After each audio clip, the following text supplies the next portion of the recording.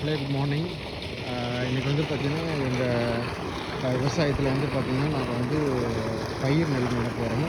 பார்த்திங்கன்னா நம்ம பயிர் நெல் நட போகிறோம், நாற்று நட போகிறோம். இதில் வந்து பார்த்திங்கன்னா முன்னாடியே நம்ம பயிர் நடுறதுக்கு முன்னாடியே வந்து பார்த்திங்கன்னா இது வந்து நம்ம தக்கான்னு சொல்லுவோம்.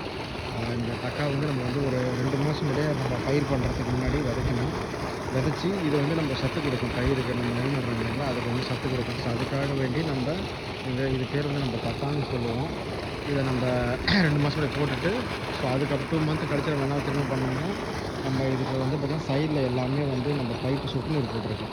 சரிங்களா? அந்த சொட்டு நீர் போடுறதுனால நம்ம என்ன பண்ணணும், இந்த வண்டி நம்ம பைப்பு அடிப்படாமல் இருக்கிறதுக்காக நம்ம கார்னரில் எல்லாமே சுற்றிலும் நம்ம காட்டை சுற்றிலும் இருக்கிற நம்ம எந்த பயிர் பண்ணுறோமோ அதை சுற்றிலும் இந்த மாதிரி நம்ம வந்து ஒன் சைடாக கட் பண்ணி விட்டுறணும்.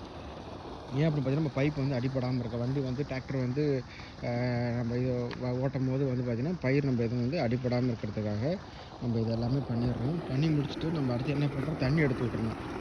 தண்ணி நம்ம பாய்ச்சல் ஃபுல்லாக வயல் ஃபுல்லாக வந்து பார்த்திங்கன்னா 1 டே 2 டேஸ் கண்டிப்பாக ஓட விட்டுறணும்.